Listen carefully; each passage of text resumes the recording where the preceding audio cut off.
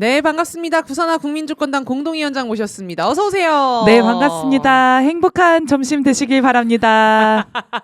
고맙습니다. 요즘 많이 바쁘실 텐데요. 네, 저도 지방선거에 출마해서 네. 주민들과 함께 내란 청산, 국힘당 해산 목소리를 내고 있다 보니까 네, 여러모로 바쁩니다. 근데 이런 얘기 하실 때마다 되게 쑥스러워 하시는 것 같아. 네, 많이 응원해 주시고요. 자, 광주 북구에서 네, 이번에 네. 시의원 선거에 출마하게 되었는데요. 또 광주 분들에게 많이 알려주시고 또 응원도 많이 부탁드리겠습니다. 네, 고맙습니다. 아침 방송 계속 하고 계실 것 같은데 광주 민심을 가장 직접적으로 들을 수 있는 시간일 것 같아요. 네, 뭐 아침에 뭐 1인 시위 할 때도 그렇지만 저희가 요번에 내란 청산을 위한 북구 주권자 대회를 준비하면서 주민들과 함께 뭐 주민 투표도 진행하고 거리에서 만남을 갖고 있습니다. 그런데 그 광주에 계시는 우리 아버님께서 뭐라고 말씀을 해주셨냐면 내란 세력과 국힘당은 완전히 소탕을 해야 된다. 지금 정부와 여당이 너무나 안일하게 접근하고 있는데 이 문제는 정말 그래서는 안 될 사안이다.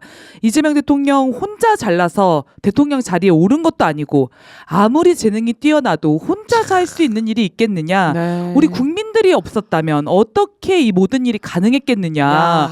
이렇게 막 다다다다다 마음을 쏟아내시더라고요. 네. 아마 검찰개혁이 좀 흐릿하게 진행되는 과정에서 또 내란 청산이 더 속도를 내지 못하는 모습을 보면서 너무 심적으로 답답하셨던 것 같아요. 네, 네. 그래서 이제 많은 분들께서 조희대를 지금 한 달 안에 탄핵을 시켜야 되는데 민주당이 너무 이 문제에 관심이 없는 것 같다 이렇게도 이야기를 하시고 하셨거든요. 정말 주권자의 일갈이시네요, 진짜로. 네, 그래서 저는 그 지난 뭐 검찰개혁 이후에 정치권에서는 대통령의 결단, 뜻 이렇게 대통령을 칭찬하는 정치 평론들이 쏟아져 내리지 않았습니까? 네. 거리에서 만나시는 이 아버님의 말씀처럼 본질을 꿰뚫는 이야기는 없었던 것 같아요. 너무 속이 참 시원했고 사실 그 검찰개혁의 국면을 돌아보더라도 이 검찰개혁의 가장 완고하게 원칙적인 입장을 지키면서 투쟁한 것은 다름 아닌 국민 아니겠습니까? 네. 검찰개혁이 후퇴할 뻔한 상황에서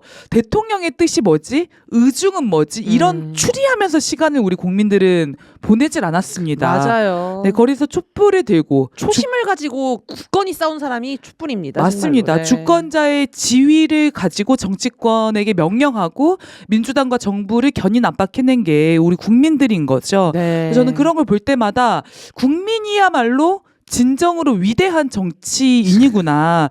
역사를 발전시키고 개혁시키는 것도 오직 국민의 힘으로만 가능하고 전진하는 것이구나 이런 생각을 하게 되는 것 같습니다. 네, 지금 댓글에 광주 북구 후보님으로 출발을 하셔서 이 민심의 본질을 꿰뚫어 보니까 참 광주 북구 주민들은 좋겠다 이런 얘기 있고요. 어느 당으로 나가셨는지 궁금해하시는 분들 네, 계시네요. 제가 국민주권당 공동위원장이기 때문에 국민주권당으로 출마를 합니다. 앞쪽을 살짝 놓치셨나 봐요. 제가 국민주권당 공동위원장 구산하라고 한 번 더 소개를 드렸어야 됐는데. 네, 알겠습니다. 네. 본격적으로 시작해 보겠습니다. 네, 그래서 아무튼 제가 국민주권 시대의 정치가 어떻게 되어야 하는가 이런 생각을 요즘 많이 하게 되는 것 같아요. 네. 지금 기성 정치권이 어쨌건 국민을 하늘처럼 받들면서 그 뜻을 실현해 나가야 되는데 그렇게 못하고 있는 거잖아요. 네. 여전히 좀 낡은 관점에 사로잡혀 있다고 느끼게 되고 뭐 이번 검찰개혁 사안뿐만이 아니라 모든 정치 사안에 대해서 대통령을 중심으로 바라보고 해석하고 그 뜻에 맞춰서 움직이려고 하는 그런 모습을 보여주는 것 같습니다. 네. 그렇다 보니까 원칙도 기준도 사라지고 오직 대통령 의중 맞추기 이런 거에만 집중하게 되는 거잖아요. 누가 친명이냐 누가 반명이냐. 광주에도 지금 후보자들 사진보다 이재명 대통령 사진이 더 크게 박혀서 이재명 대통령 또 나오냐고 지방선거에. 네, 그러니까 이런 얘기도 있더라고요. 현재 권력을 가진 정치인들이 누구인가를 쫓아가지고 줄을 서고 친분을 과시하고 이런 건 정말 낡은 정치인 거죠. 그런 것들이 머리를 들지 못하게 우리 국민들이 더 단호하게 이야기를 해야 되지 않을까 이런 생각이 듭니다. 네, 알겠습니다. 최근에 그 얘기도 좀 잠깐 평을 해주시죠. 그 유시민 작가의 ABC론이 되게 화두거든요. 네, 뭐 비슷한 맥락에서 읽을 수 있을 것 같아요. 물론 그 ABC론을 어떤 이야기를 하면서 했느냐 뭐 이런 거에서 말가위보 이야기는 많지만 사실 그 ABC론만 놓고 보면 본질적으로는 국민을 중심에 두고 이야기하는 정치 평론이 아니라 대통령, 상층 정치인을 중심으로 해서 국민을 A, B, C로 분류하는 거 아닙니까? 그러니까 누가 A냐, 누가 B냐, 누가 친명이냐, 누가 반명이냐, 누가 끝까지 갈 거냐, 어떻게 될 거냐 이런 논란을 끊임없이 부추기고 분열을 부추기는 결과를 낳게 된다고 생각합니다. 그래서 이게 ABC를 넘어서 나는 N이다라고 하는 사람까지 나왔더라고요. MBTI인가요? 몰라요.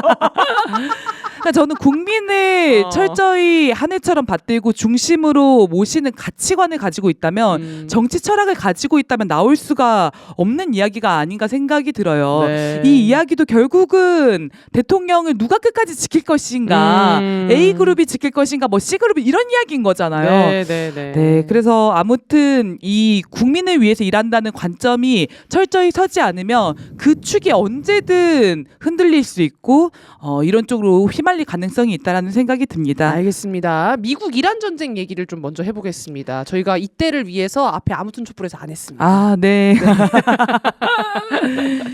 네, 지금 아무튼 국내 정치에서도 내란 극복을 해야 되는 과제들이 참 많고 지금 국외 상황도 여러모로 녹록지가 않은 상황입니다. 어제 아무튼 촛불에서도 한번 언급이 됐었는데 외교부가 영국, 프랑스, 독일, 이탈리아 뭐 등등과 함께 호르무즈 해역 관련해서 이란을 규탄하는 성명을 발표하지 않았습니까? 네. 트럼프가 요구하는 동맹국의 이런 군사적인 지원, 파병 명분을 만들어주는 꼴이 되는 거 아니냐. 네. 굉장히 우려의 목소리가 나오고 있는데요. 맞아요. 여기서 그치는 것이 아니라 3월 22일 마르크 류터 나토 사무총장이 나토 회원국들을 포함해서 일본, 호주, 한국 등의 22개 국가가 결집을 해가지고 트럼프의 비전을 실행하기 위한 대응을 하겠다는 거예요. 와. 아니 지난 7개국 성명, 그러니까 캐나다에 뒤늦게 한국이 동참한 그 8개국 성명까지는 제가 봤거든요. 그래서 이것도 되게 큰일인데라고 생각했는데 그 뒤에 지금 또 입장을 냈다라는 겁니까? 네, 지금 오. 입장을 별도로 냈다는 게 아니라 나토 사무총장이 상종이, 네, 총장이 이렇게 22개 국가가 호르무즈 해협이 가능한 즉시 자유롭고 개방되도록 만들겠다는 트럼프의 비전을 함께 실행하기 위해서 결집을 하겠다는 겁니다. 그러면 우리 입장은 아직 안 들어보고 그냥 마르크 리터 나토 사무총장이 낀 거예요, 그냥? 아니 리터가 이렇게 얘기를 했다는 것은 정부 측에서도 와. 어느 정도 합의가 됐으니까 이런 이야기를 하지 않았겠습니까? 네. 그렇지 않고서는 이런 이야기를 함부로 할 수는 없는 걸 것 같고요. 네. 이게 어쨌건 주권 국가를 침략하고 전쟁 범죄를 저지르면서 반인륜적인 만행을 저지르고 있는 이 미국과 트럼프의 편에 서서 전쟁에 대해서 말을 얻는 것도 있어서는 안 될 일인데 이 22개국이 모여서 군사적인 행동을 준비할 수도 있다는 거잖아요. 그러니까 이란 파병을 우리 정부가 고려하고 있다는 걸로도 읽힐 수가 있는 거죠. 네. 굉장히 우려스럽고 불안한 마음이 우리 국민들은 드는 겁니다. 네. 이 보도 나오기 전에도 어떤 보도가 나왔었냐면 위성락 안보실장이 이 호르무즈 파병 관련해서 논의하기 위해 미국을 방문한다. 이런 언론 보도가 나왔었습니다. 네. 근데 이제 청와대에서 부인하긴 했어요. 맞아요, 그건 맞아요. 사실이 아니다 이렇게 부인했는데 국민들 입장에서는 불안한 심정이 계속 든다는 겁니다. 이런 시기에 위성락 간다고 하면 또 불안하거든요. 더 네. 불안해요. 아니 이런 성명에도 동참을 하고 22개 국가가 모여서 군사적인 대응을 할 것 같은데 여기에도 한국이 낀다고 하고 근데 위성락 방미 이야기도 나오고 네. 이러니까 네. 안심할 수가 없게 되는 상황인 거고 저는 그런 생각도 들더라고요. 이게 트럼프도 부족해서 트럼프의 충신 나토 총장까지 나서가지고 전 세계를 비롯해서 우리 국가를 압박하고 있는 것은 아닌가. 네. 좀 황당무계한 생각이 들기도 했고 이게 파병은 당연히 안 될 일인데 좀 그 앞에 짚어봐야 될 게 왜 나토랑 한국이 같이 엮이냐는 거죠. 그러니까요. 우린 나토 국가도 아니잖아요, 사실은. 네, 그래서 옛날 생각해보면은 윤석열이 미국한테 충성을 바치기 위해서 우크라이나에 전쟁 관여하려고 포탄까지 보내고 3년 동안 나토 회의 참석하면서 대한민국의 안보 위기, 전쟁 위기를 더 심화시키지 않았습니까? 맞습니다. 대한민국이 미국의 호구 취급받는 것도 모자라서 서방 국가들의 호구, 서방 국가들의 전쟁 불나방을 자처하는 그런 황당한 일이 있었는데 지금 시기에도 이런 일들이 반복되어서는 안 된다는 거죠. 네, 이게 보니까 나토가 지금은 우크라이나전이 아직 안 끝났기 때문에 일본이나 한국 불러서 무기 정도 좀 빼와가지고 이란에 지금 넣으려고 하는 그런 구상도 있을 수 있겠네요. 네, 그렇죠. 그리고 나토가 냉전 시기에 만들어져서 지금 미국이 주도하고 유럽이 유럽이 참여하는 어쨌건 반소련, 반러시아 안보 기구 아니겠습니까? 그렇죠. 우리가 나토와 협력할 이유는 전혀 없어요. 이 나토와 협력을 하는 것 자체가 대러 적대 행위로 읽힐 가능성이 매우 높은 겁니다. 우리한테는 안보 부담을 불필요하게 가중시키게 되는 거고요. 네. 이재명 대통령이 당선되고 나서도 나토 정상회의에 불참을 했습니다. 네. 이런 여러저러 상황들을 종합해서 고려해가지고 올바른 판단을 내린 거죠. 네. 지금도 마찬가지다. 나토와는 협력을 할 게 아니라 선을 그어야 된다. 이런 말씀을 좀 드리고 싶어요. 네, 알겠습니다. 호르무즈 파병 얘기가 어쨌든 지금 자꾸 나오고 있는데 우리가 가면은 정말 전쟁터에 그냥 가는 거 아닙니까? 맞습니다. 이게 뭐 미국도 자기 군함 죽을까봐 호르무즈에 뭐 들여보내지를 못하고 있는데 남의 나라 그 군함을 호르무즈에 파견하라고 정말 총알바지 세우겠다고 하는 거잖아요. 네. 근데 이거는 자살 행위나 다름이 없다. 이런 말씀 좀 드리고 싶고 구축함에 뭐 함장을 지낸 전 해군 참모 차장 이런 사람들이 나와가지고 기뢰 제거 없이 호르무즈에 간다는 것은 눈 감고 지뢰밭으로 걸어다는 것과 같다. 네. 이렇게 반대 입장을 피력하고 있기도 합니다. 네. 더군다나 지금 호르무즈 해협 인근에 한국 국적의 배가 26척, 뭐 한국 국민들이 한 179명 정도 있다는 거잖아요.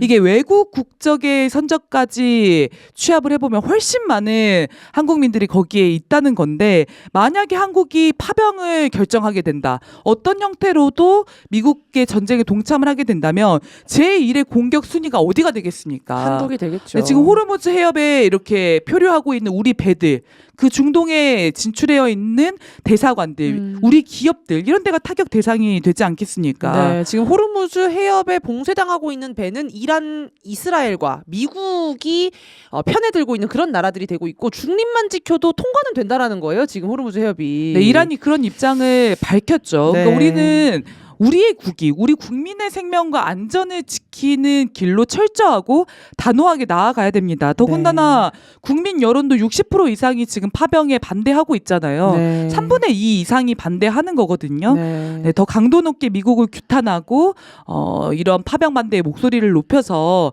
정부가 그런 길로 갈 수 있게 또 견인해내야겠습니다. 알겠습니다. 지금 보니까 트럼프가 어제 기사였나요? 48시간 내에 호르무즈 해협 봉쇄 안 풀면 발전소 공격하겠다. 이게 엊그제 얘기였을 것 같아요. 근데 어제 또 보니까 5일간 또 시간을 주겠다. 막 이런 얘기를 했어요?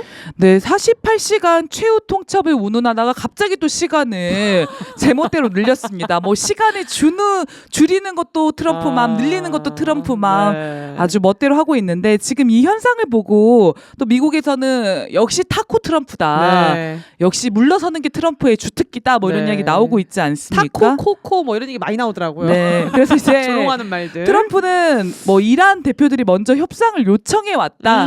그래서 좀 시간을 주겠다. 더 협상의 여지가 열리고 있다. 이렇게 이야기를 밝혔습니다.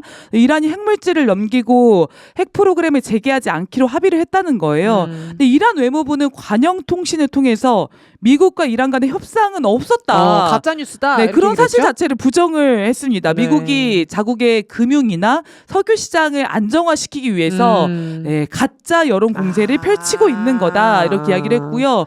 오히려 지금 미국의 이런 모든 발전소, 그다음에 미군 기지들이 타격 대상이 될 거라는 점에서 미국이 물러섰는데 이게 이란의 승리다. 이렇게 선언을 하고 있습니다. 근데 이스라엘 보도에 따르면 이란이 미국에 다시는 이란을 공격하지 않을 것이라는 완전한 안전 보장을 요구를 했다고 하고요. 네. 호르무즈 해협을 이란의 통제 아래 철저히 두는 새로운 질서를 구축해야 된다. 그리고 중동 전역에 미군 기지를 폐쇄해라. 그리고 이제 금전 배상을 미국이 해라. 이런 걸 요구했다고 해요. 네. 이 보도가 사실이라면 이란이 강경하게 미국한테 대응하면서 미국한테 받아낼 것은 받아내겠다고 작심하고 있다는 걸 알 수가 있고 네. 이 전쟁 때문에 미국이 중동에서 패권을 완전히 상실하게 되는 상황까지도 내몰려 있는 것으로 보입니다. 근데 진짜 사실이라면 정말 강경하게 대응하는 게 맞는 게 다시는 이란을 공격하지 않을 것이라는 약속은 이란이 미국을 한 대 치면 한 10대, 100대로 갚아줘야지 미국은 더 이상 안 치거든요.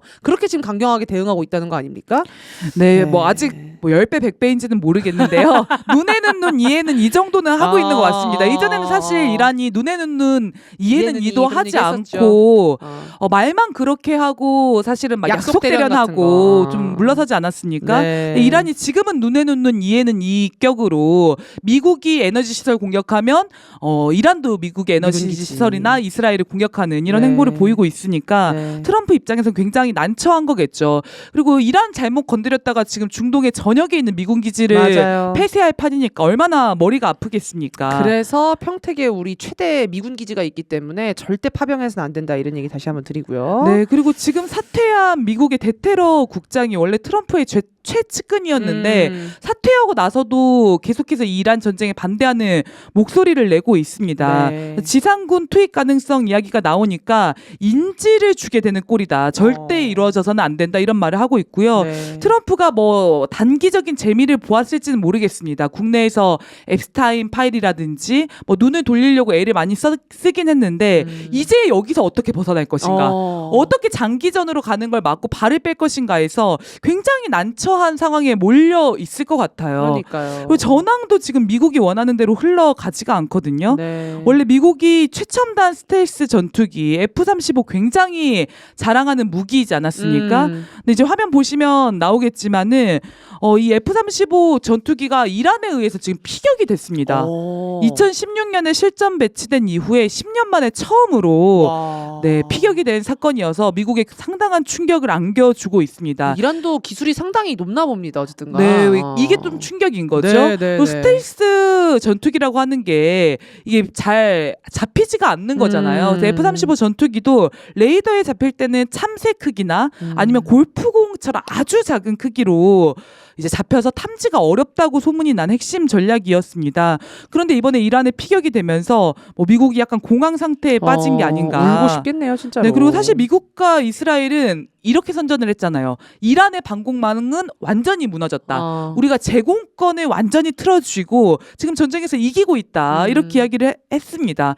실제 그렇게 믿었기 때문에 F-35를 이란 영공에 띄운 걸로 보여요. 근데 이란이 이거를 기다렸다가 격추를 시킨 거죠. 그러니까 이 미국과 이스라엘의 체면이 여러모로 말이 아니게 됐다. 이런 생각이 듭니다. 네, 지금 미국 핵항모도 거의 뭐 어떤 울고 싶은 상황이라고 지금 보이네요. 네, 지금 핵항모가 지금 이란의 모기 함대에 물어뜯기느라 모기 함대? 네, 정신이 없다고 해요. 핵항모가 사실은 최신형 전투기, 무인기 수백 대를 실을 수가 있고 거기에 그렇죠. 수천 명이 탑승할 수 있어서 웬만한 한 나라의 군사력과 국방력에 버금가는 핵심 전력으로 꼽히지 않습니까? 네, 네. 그래서 미국이 이란에 침공하기 전부터 링컨함이라든지 포드함을 이란 인근 해역에 띄워놓고 있었고 전쟁이 개시가 되면 순식간에 이란을 제압할 것이다. 이런 이야기들이 예측이 됐었습니다. 네. 근데 막상 전쟁이 개시가 되고 한 달 정도 지났는데 이란이 봉쇄하고 있는 호르무즈 해협을 전혀 뚫지를 못하고 있는 거예요. 그 원인이 뭐냐? 이란은 그런 핵항모 같은 큰 함대는 없지만 굉장히 속도가 빠른 고속 공격정이나 무인 수상정 같은 작은 함정들을 때로 막 몰려들어가지고 덤빈다는 겁니다. 그래서 모기함대라고 하는 그래서 거예요. 윙윙윙 모기함대. 어머머머머. 거기다가 자폭 드론, 대함 네. 미사일 이런 것까지 동원하니까 핵항모가 죽을 작정을 하지 그러겠네요. 않고서는 자기 피해를 감수하지 않고서는 네, 진입을 못 시키는 거죠. 네. 미국이 링컨함과 포드함을 최전선에서 퇴각을 일단은 시켰고요. 지금은 뭐 해병 2,400명 탑승한 강습 상륙함을 호르무즈 해협으로 이동시키고 있다고 하지 않습니까? 네. 근데 이 강습 상륙함 같은 경우에는 핵항모나 구축함에 비해서 기동력이 크게 떨어진다는 겁니다. 그러면 이 모기 함대에 더 좋은 표적이 되지 않겠습니까? 네, 네. 그러니까 굉장히 이제 난처한 상황인 거죠. 뜻대로 지금 안 풀리고 있습니다. 네. 관련해서 좀 미국 이란 전쟁 지금까지의 좀 총평을 해주신다면 어떤 걸 해주실 수 있을까요? 네, 지금 미국과 이스라엘이 자신들의 무너지는 주권을 어떻게든 회복해 보고자 이 이란 전쟁을 감행을 했는데 이게 오히려 자기들의 무덤을 파는 꼴이 되고 있다 이런 생각이 들어요. 이스라엘도 철의 방공망을 그렇게 자랑하면서 에로우 3, 에로우 2 뭐 등등 아이언도 막 자랑하지 않았습니까? 네. 근데 지금 이스라엘의 핵시설 바로 앞에 방공 시스템이 뚫려가지고 공격을 당했다는 거잖아요. 이스라엘이 완전히 공황 상태에 빠졌다고 합니다. 네. 아 이거 완전히 러시안 룰렛이구나. 도박이나 마찬가지다. 그렇게 자랑하던 방공망이 이란의 미사일이 무력화가 됐구나. 이런 이야기를 하고 있는데 이게 전쟁이 끝나고 나면 미국의 패권이 걷잡을 수 없이 무너져 내릴 것으로 예측이 됩니다. 네. 대한민국이 어떻게든 여기에 뭐 끼어서는 절대 안 된다. 이런 말씀 한 번 더 드리고 싶어요. 네. 이재명 대통령도 자주국방 얘기를 그동안 오래 했었는데 마음속으로 이제는 이런 상황을 다 알고 있을 거잖아요. 이재명 대통령도 좋은 결단을 해야 될 텐데요. 네, 이재명 대통령이 얼마 전에도 자주국방 이야기를 한 번 더 언급을 했죠. 통합방위의 핵심이다. 스스로 최종적으로 책임을 져야 된다. 이런 이야기를 반복적으로 언급하고 있는데 저는 한미동맹과 주한미군 주둔 문제를 전면적으로 재검토하고 대한민국의 안보를 새로 설계할 때가 됐다 이런 생각이 들어요. 네. 그동안 우리 국가의 안보적 이익이 된다라고 생각을 했기 때문에 주한미군 주둔이나 이런 문제를 뭐 감수해 왔다는 거 아닙니까? 물론 그간에도 그게 실제 안보적인 이익이 되지 않는다라는 문제 제기가 많았지만 지금 이제 적나라하게 드러나고 있잖아요. 미군 기지가 있음으로써 오히려 공격의 대상이 되고 미국 때문에 동맹으로 인해서 안보가 안정적으로 유지가 되는 게 아니라 불안정성이 높아지고 우리가 오히려 더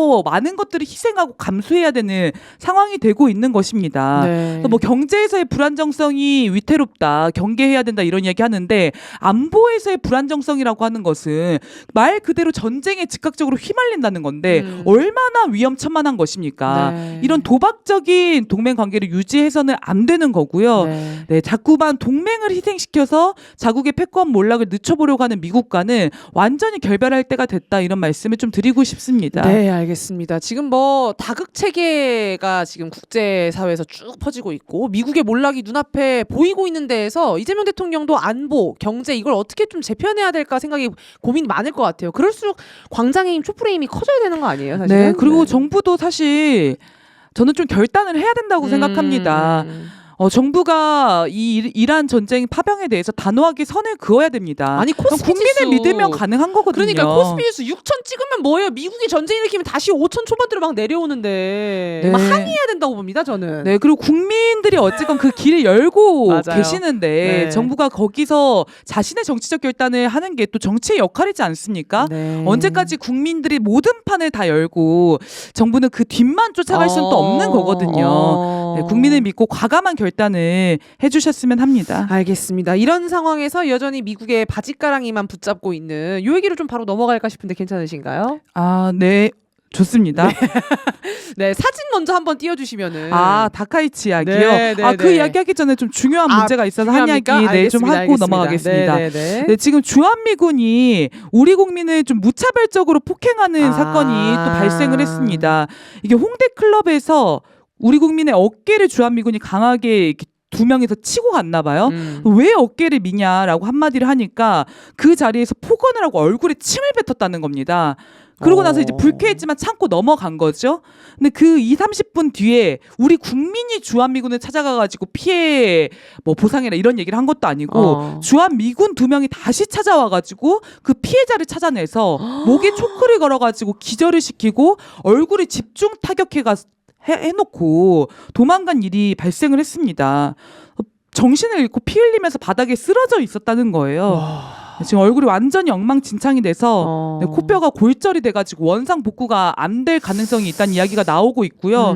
경찰이 출동을 해서 현행범으로 체포를 했는데 한 명은 체포를 했고 한 명은 도망을 가서 아직도 못 찾았다는 겁니다. 근데 그 한 명마저 체포한 한 명마저도 기본적인 수사를 진행하지 못하고 미국에 신병을 인도를 했다는 거예요. 소파 협정에 따라서.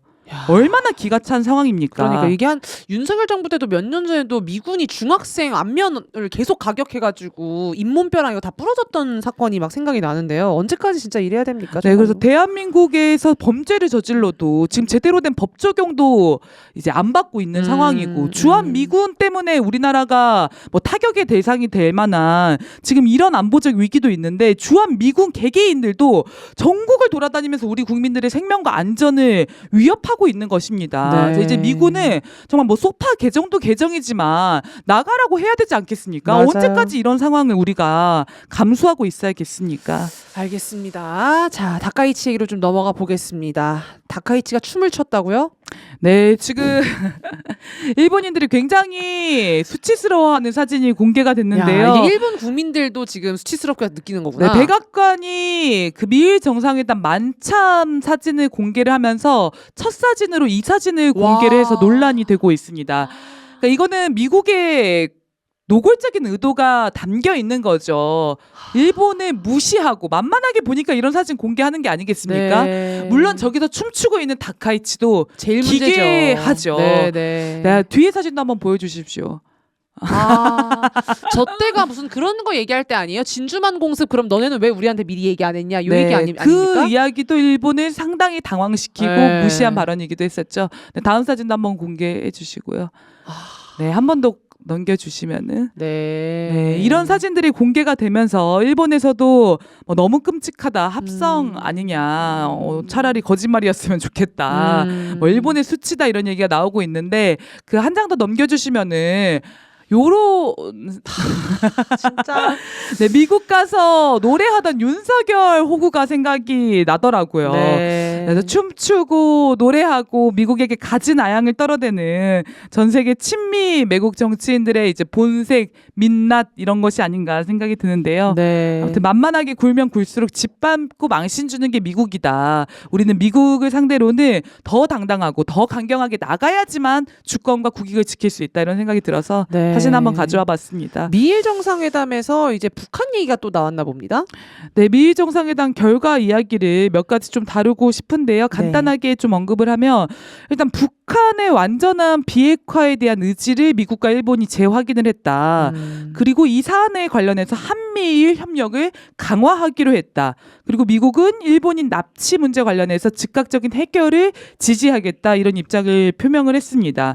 이게 좀 심각하다고 생각되는 게 뭐냐면은 일단 미국과 일본이 한국에 없는 자리에서 대북 적대 행보와 관련한 한미일 군사 협력을 강조하는 것 자체가 굉장히 문제가 있다는 거죠. 그러네요. 아니 우리가 있는 자리에서 이런 이야기를 해도 우리는 문제가 있다라고 지적을 할 텐데 우리의 의사도 확인하지 않고 우리의 주권, 우리의 외교 안보 문제를 미국과 일본의 요구에 맞게 자꾸만 끼워넣고 있는 거 아닙니까? 네. 그러니까 주권 국가로서의 한국의 의사를 무시하는 그런 행보다라는 생각이 들었고 아무튼 미국과 일본이 대북 적대 행보를 다시 한번 공언한 측면에서 좀 문제가 있다라는 생각이 들고요. 네. 이 이야기 외에도 대만 문제 관련해서도 언급을 했었습니다. 그래서 대만 문제 관련해서도 미국과 일본이 계속해서 중국을 상대로 하는 긴장 고조 행위에 나서겠다 이런 의지를 드러냈기도 했고요. 미국이 일본의 국방 예산 증액과 이런 재무장 강화 움직임에 대해서 환영한다. 지속적으로 협력하겠다. 이런 이야기를 드러내기도 했습니다.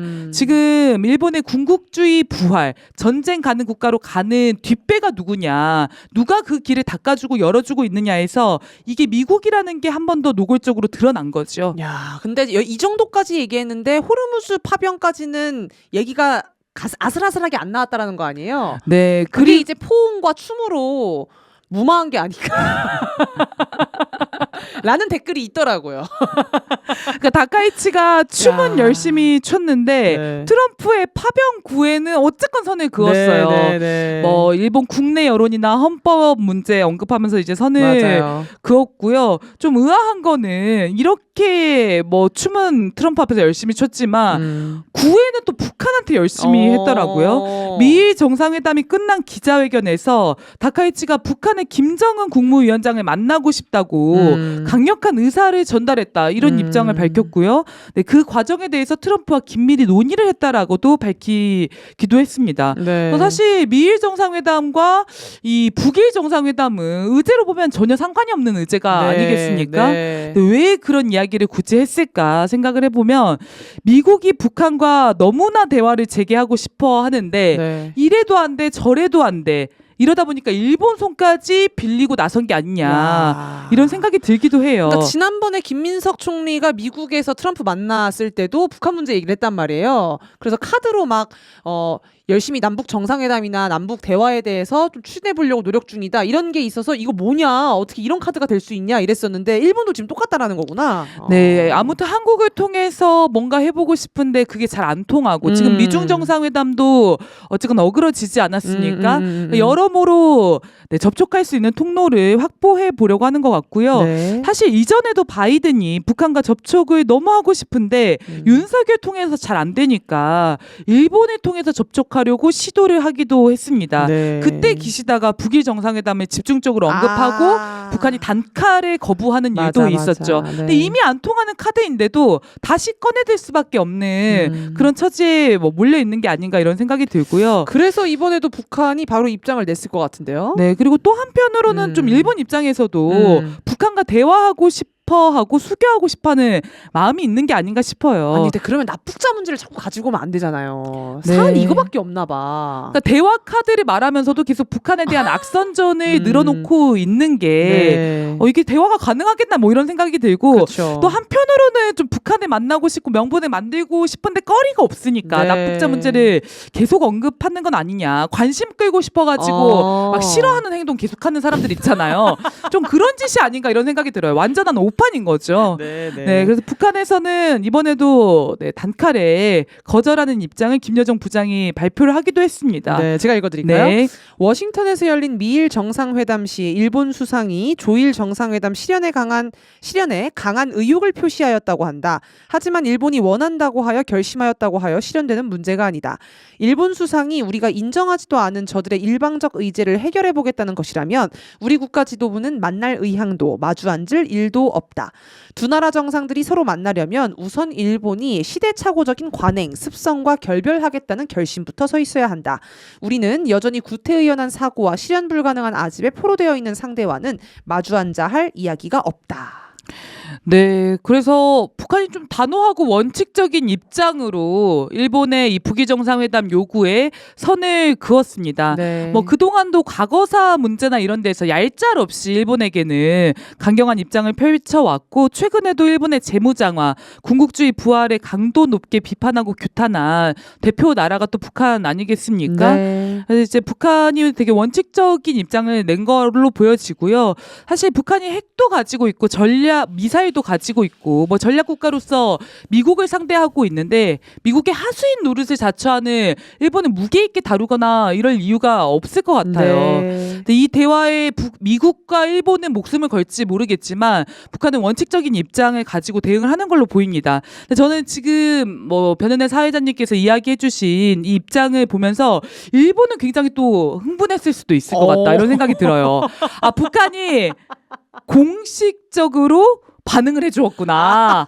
아, 이 이야기를 그냥 흘려들을 수도 있는데 반응을 해줬구나. 그게 좋다든 안 좋다든 반응 자체가 좋은 거구나. 네, 그래서 뭔가 우리한테도 가능성이 열리는 거 아니야? 이런 생각을 할 수도 있을 것 같고 뭐 일방적인 의제를 해결해 보겠다는 것이라면 마주할 일 없다 이렇게 얘기를 했는데 그러면 그 의제가 아니라면 마주할 수도 있다는 거 아닌가? 이런 기대를 하고 있을 수도 있을 것 같아요. 어느 정도로 원형적 사고를 가져야지 진짜 그만큼 북한에 대해서 빨리 만나고 싶은 거예요, 이자들은. 네, 아니 한국 언론도 그렇게 분석을 하더라고요. 그러니까요. 대화 가능성을 열어주었다. 아니 대화를 거부했다고 분명히 말을 했는데 대화 가능성이 열렸다 이렇게 한국 언론도 분석을 하고 있는데 아무튼 그렇게 간절하게 지금 대화를 이제 바라고 있는 것 같고요. 만약 진짜 대화를 바란다면은 미국과 일본이 결심을 하면 되는 거 아니겠습니까? 그렇죠. 근데 그 결심을 못하니까 대화 테이블이 안 열리는 건데 네, 아무튼 그런 생각이 들었습니다. 알겠습니다. 시간상 아주 짧은 주제 하나만 더 하실 수 있을 것 같은데요. 네, 마지막 주제가 될 것 같은데요. 네. 내란을 옹호하는 데 앞장섰던 국가인권위원회가 네. 이제는 반북 인권 공세를 쏟아붓는 천명 노릇을 자처하고 있어서 하면서 논란이 일고 있습니다. 지금 국가인권위원회가 북한군 포로라고 주장하는 이들을 대한민국에 송환하라고 정부에 권고를 하겠다는 거예요. 이걸 의결하려고 시도하다가 실패로 돌아갔습니다. 왜 인권위원회가 찬 이런 일을 거죠? 해요? 국가인권위원회가 윤석열 내란 때는 내란 옹호에 천병 노릇을 하지 않았습니까? 그렇죠. 네. 윤석열 내란 수계가 약자라고 하면서 내란 수계의 인권, 방어권 타령을 하면서 내란을 엄호하고 발악을 했었습니다. 근데 지금도 그 안창호 인권위원장이라든지 네. 윤석열이 임명했던 그 내란 수계 옹호 주범들이 여전히 인권위 자리를 차지하고 앉아 있다는 거잖아요. 빨리 갈아치워야 되는데. 그래서 이번에 이 북한군 포로 송환 이 결의안을 발의한 게 탈북자 출신 인권위원이라는 이한별이라는 자라는 거예요. 근데 윤석열 때 임명된 사람입니다. 네. 윤석열이 인권위원으로 임명을 했고 탈북자 출신으로는 최초로 비상임 인권위원으로 임명이 됐어요. 근데 윤석열이 왜 이 사람을 인권위원으로 임명을 했는가? 정권 내내 북한을 자극하고 군사적 충돌을 하려고 했던 윤석열이 국민의 인권과 존엄을 위해 만든 국가기구도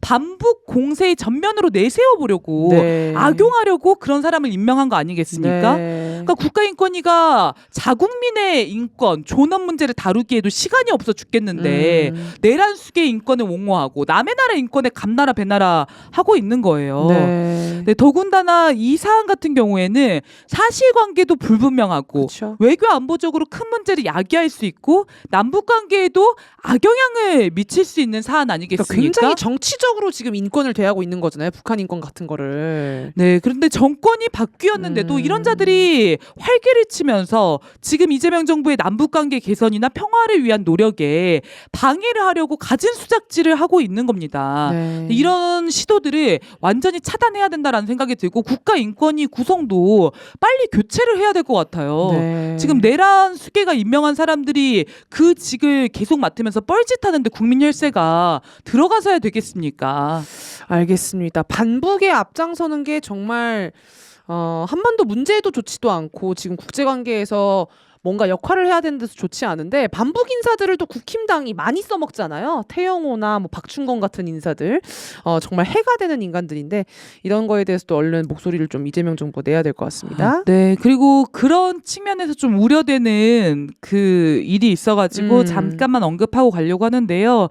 조국혁신당이 얼마 전에 대표적인 그 반북 방송이라고 할 수 있죠. 채널A 이제 만나러 갑니다에 출연하는 박유성이라고 하는 탈북자를 청년 인재로 영입했다라고 밝혔습니다. 그러면서 뭐 새로운 정치를, 새로운 변화를 만들겠다 이런 이야기를 했어요. 그런데 이제 분단된 한국 사회에서 북한에 대한 악선전으로 자기 존재감을 키우고 그 힘으로 정치 권력을 잡고 국회에 진출한 이 탈북자들이 어떤 정치를 해왔는지 우리는 너무나 적나라하게 목격하지 않았습니까? 그렇죠. 방금 언급해주신 국힘당의 태영호, 박충건 이런 자들이 국회 들어가가지고 무슨 짓 했습니까? 네. 사사건건 국민들이 하려고 하는 개혁 정치의 발목을 잡고 남북관계 개선하려는 노력에 찬물을 끼얹고 반북 공세, 이념 공세의 돌격대가 되어가지고 국회에서 그런 프레임을 들씌우는데 핵심적인 역할을 하고 있잖아요. 그러니까 여전히 주적이 누군지를 물어보고 이재명 정부의 친북 인사가 있는지 없는지를 계속 보면서 깎아내리고 이런 정치했던 자들이거든요. 네, 국회에서 계속해서 빨갱이 몰이 종북몰이 네. 하는 자들인 거예요. 네. 국가보안법의 족쇄를 부활시키려고 하는 자들인 거죠. 네. 근데 이런 탈북자를 뭐 청년 인재로 영입하는 게 상당히 우려스럽다 그러니까요. 말씀 좀 드리고 싶고 과연 그런 정치가 시대에 어울리는 새로운 정치라고 할 수 있겠는가. 저는 분단에 기생하는 정치, 반북 이념 공세를 자기 사명으로 하는 정치는 전형적인 구시대 정치, 구태 정치라고 생각을 합니다. 네. 이런 자들에게 정치적 발언의 기회, 스피커를 열어주는 것은 이제 멈춰야 된다고 생각하고요. 지금 국회의 한석 한석이 얼마나 소중한지 그러니까요. 우리가 이 너무 검찰 뼈저리게 개혁 알잖아요. 내란 정산하면서 네. 절실하게 느끼고 있지 않습니까? 그 소중한 한석을 그렇게 쓸 수는 없다라고 생각합니다. 네, 그런 말씀 좀 드리면서 마무리 짓겠습니다. 하겠습니다. 알겠습니다. 고맙습니다. 구태 정치가 아니라 광주의 새 정치 열어보시려고 하는 거잖아요. 네, 국민 주권 정치, 자주의 정치, 촛불의 정치, 평화 통일의 정치 네. 힘차게 개척해 가겠습니다. 알겠습니다. 다음엔 판넬 같은 거 좀 하나 준비해 오세요. 구산화 후원회 이런 거. 아, 네. 알겠습니다. 그럼 고맙습니다. 오늘 구산화의 선을 넘는 사람들 방송 여기서 마치겠습니다. 고맙습니다. 네, 좋은 점심 되십시오.